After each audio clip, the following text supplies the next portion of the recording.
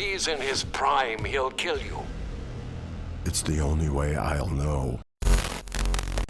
These videos are not for children. If you're a children, then piss off. Hey there, it's me, your least favorite YouTuber, Infuso. Here to talk to you about one of the most beloved animated adaptations of a Batman comic, The Dark Knight Returns, Part 1. And this is a movie that I've never seen, based on a comic book that I've never read. I've heard for years just how iconic this movie was, and how it's the perfect adaptation of the graphic novel of the same name. But I didn't care enough to see this movie, or to read that comic for a couple of reasons, which I'll be listing here now. Note that this list may also double as more reasons for you to hate me. For one, I found the whole art style aesthetically displeasing. I don't like that everyone looks so blocky. Like seriously, look at these character models. They look like Roblox characters with muscles. It's like what Syndrome said in The Incredibles. In a world where everybody's jacked, then nobody is. Or at least I'm pretty sure that's what he said. I'm pretty sure that's how the line went. Why did they draw Batman to look like a miniature Incredible Hulk? Like Batman looks like he could physically square up against Superman. Sans kryptonite-laced armored suit. Hell, you know what? Maybe not even just square up against him. He might be able to take him. Even the Joker, who's typically slender and almost feeble-looking, fills out his suit jacket in this like he was stuffing a football vest underneath it.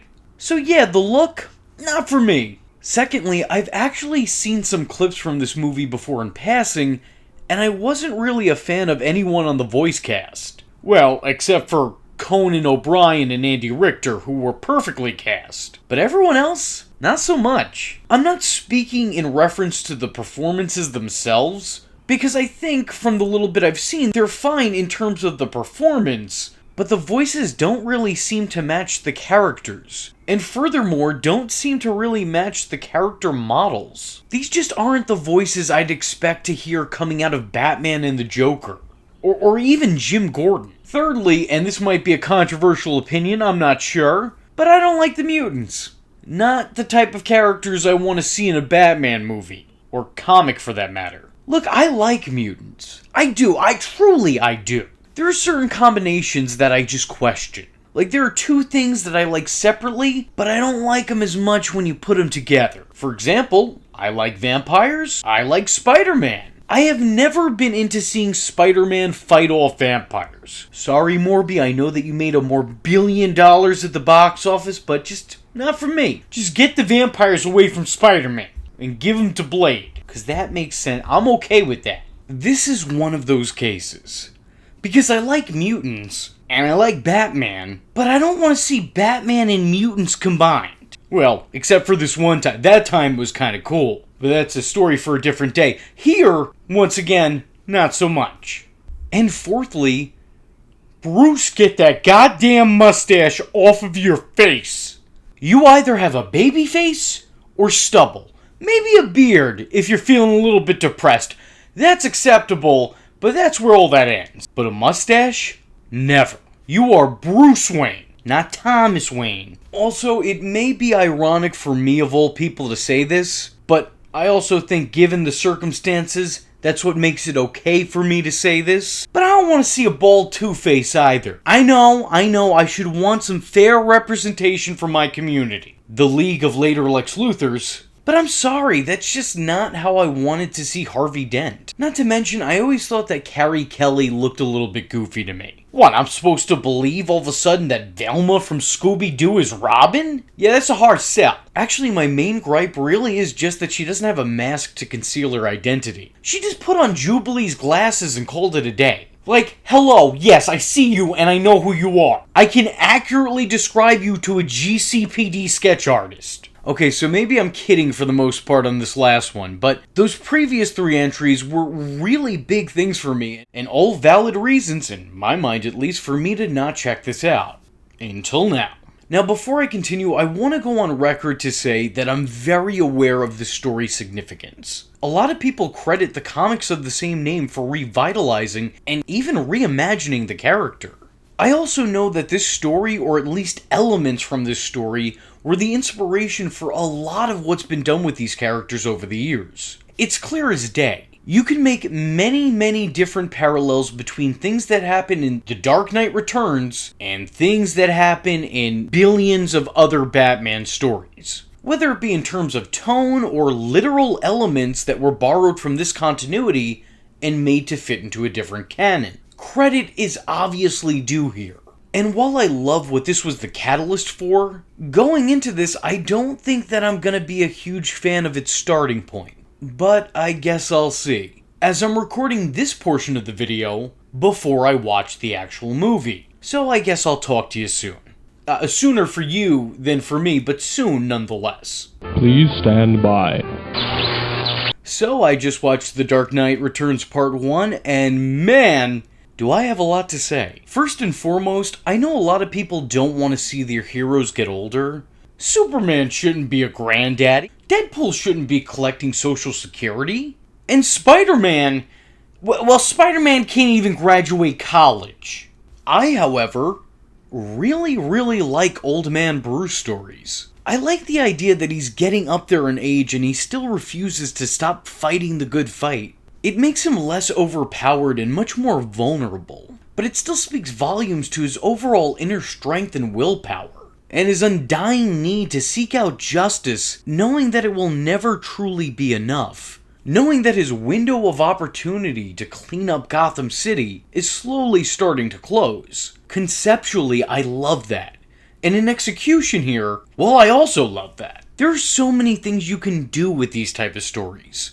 I would even argue that these are the most interesting type of Batman stories. Because let's face it, anything you put the Dark Knight up against, readers, audience members, die-hard comic book fans, and the casual viewer always expect him to defeat it with ease. For one simple reason. Because he's Batman. But you put a much older, fragile, and frail Batman out there, and now you've given the character some limitations.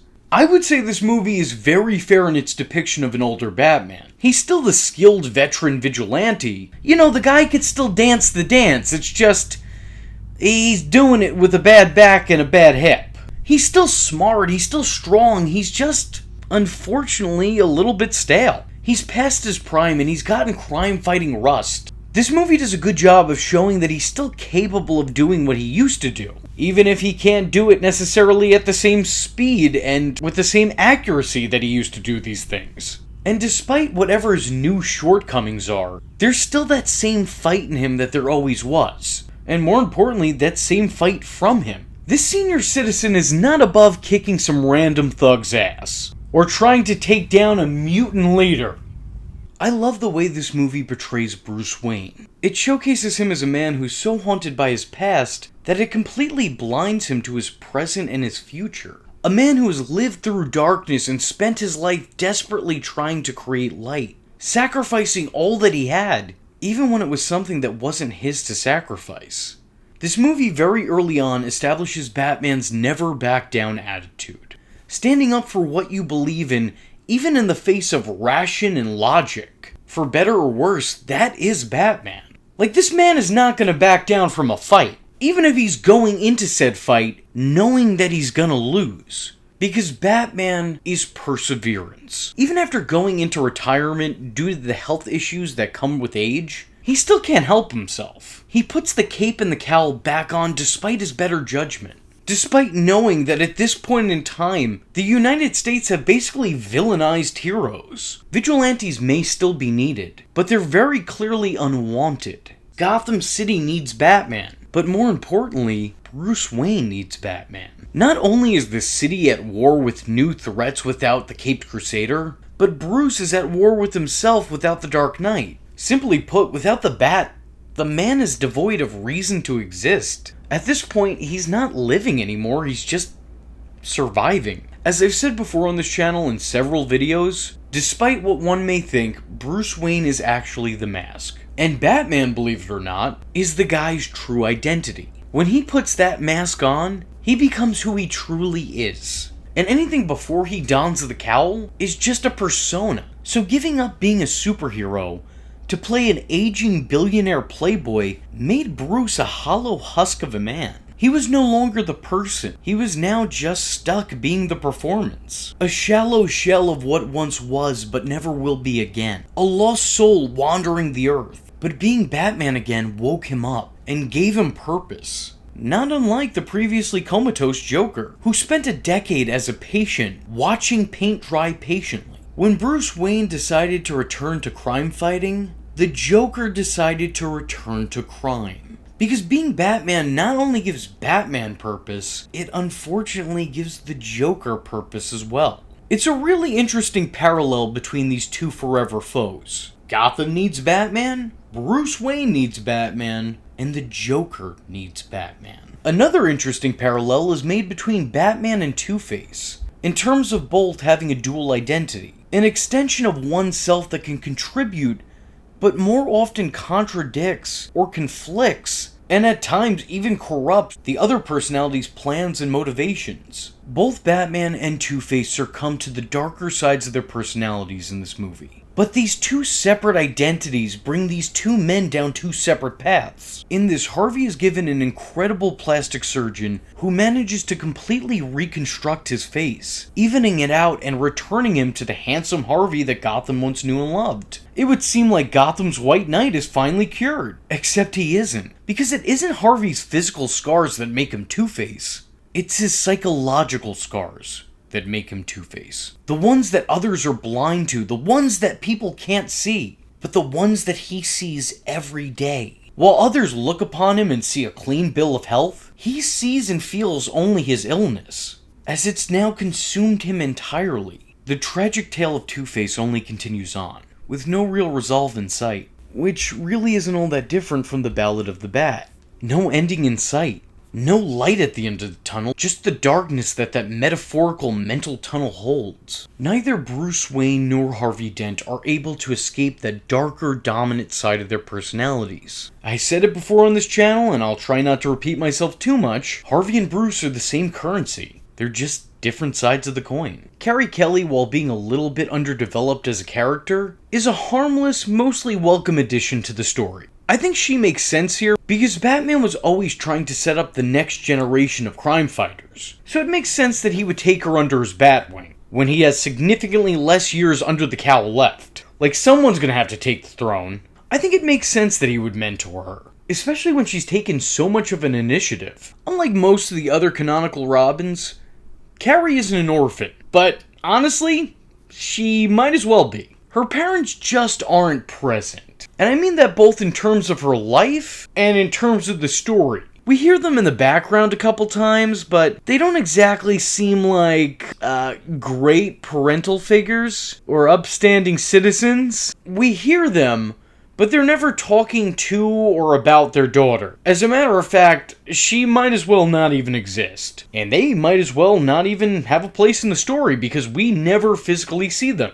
They're just voices from another room. And I think this is done intentionally because I think that that's what they are to Carrie as well, not just the viewer. They're apparently just lazy stoners who don't care for their child. Which feels like a very, very, very dated take on the whole pothead experience. Like, excuse me, Frank, I didn't come here to be attacked, but if you're gonna do it, like, at least attack me with something relevant and valid. Carrie's shown to be intelligent and resourceful, but she doesn't really have all that much of a personality outside of what the story needs her to be. Still, she manages to make one hell of an impression on Batman after saving his life. So much of an impression that Batman immediately blurts out his secret identity. You know, again, when you have less time to do these things, sometimes you gotta rush through them. It probably didn't hurt that she just so happened to be wearing a Robin suit. The movie's opening is very exposition heavy. It gets everyone caught up with the background of the character and Gotham City at this present point in time. It immediately lets them in on what the story's gonna be, and it allows it to unravel in a very natural way. The way in which the dialogue unfolds feels genuine. Having the story start with two old friends, two several decade-long colleagues, chatting and reminiscing about old times while comparing their past to the present, that's smart.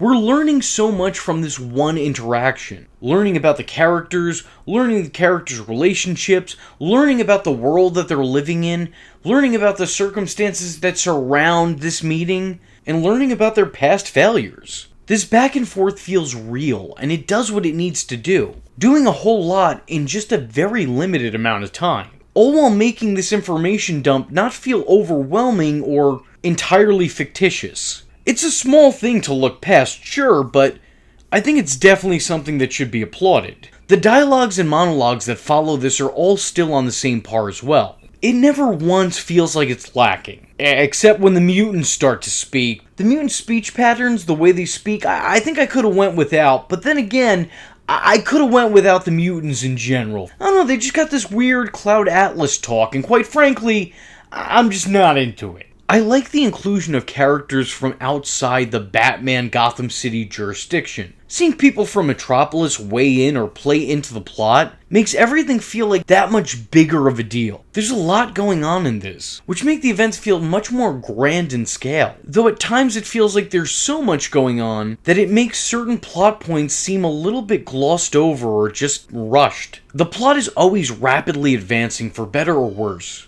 We go from important moment to important moment. There's not a whole lot of filler here. Actually, there's none whatsoever. This movie doesn't really take its time. It throws you into things, and then things just continue to happen. There's no slow it down and try to figure things out. You just need to stick through this ride. It's a roller coaster from the get-go. Does it get a little too on the nose politically from time to time? Yeah, it's a bit obvious, and a little bit annoying. Like, yes, Frank, I understand you don't like people on the left, but maybe don't make that a giant part of your Batman movie or comic book. I'm really not a political person, I don't involve myself in them, so I really don't have a dog in this fight, but I just want to keep the proverbial dog fighting away from my Batman story, personally. That's just my own thing. To be fair, some of the time it seems like it's trying to make a valid point or critique or commentary on something, but it very quickly falls into parody, and its message almost completely gets lost in translation. So overall, strangely enough, I actually kinda love this movie, in spite of all the things I don't like about it. My opinions from the start of the video haven't really changed. I still don't like this art style, I still don't like the voices. At times I feel like this movie is an assault on my eyes and ears. No disrespect intended to anybody involved. But visually and audibly, I'm not the biggest fan of this movie. And movies are a visual and audible medium. But the content of this movie is so great that I can manage to look past all of these things. This movie is phenomenal in spite of itself. The story completely understands and does justice to each of its characters. It has a lot to say. Socially, psychologically, politically, if that's your thing. This isn't just some shallow, thoughtless Batman story. It's a mostly well-crafted story structured around fighting for your beliefs, even when your body is fighting against you, amongst various other things. Simply put, they understood the assignment. Even if they didn't have the best front cover page, they understood the assignment. The movie's actually so good that shortly into watching this, what kept me from watching it originally stopped bothering me almost instantaneously. I really enjoyed this, and I sincerely hope that part 2 is on par with part 1. So if you guys like this video and want to see me get into part 2, let me know in the comment section below by dropping a comment saying, "Return to the Dark Knight Returns." By the way, in case you're wondering, does my comment really do something? Why, yes. Yes, it does. You leave the code words in the comment section, and that lets me know that I have to make a follow-up sooner rather than later. So just remember, as Captain Planet once said, the power is yours. With all that being said, I was your least favorite YouTuber, Infuso, and I thank you for watching. Hope to see you in the next one. I am vengeance. I am the night, and that was Infuso. Just remember, if you're not tuning in, then you're missing out. So, if you like the words that came out of his mouth hole, and you too would like to become a V-generate, don't forget to like and subscribe. Thanks for watching, nerds! And if you're not joining the fun, you're in for one bad day. And you know what they say about having one bad day?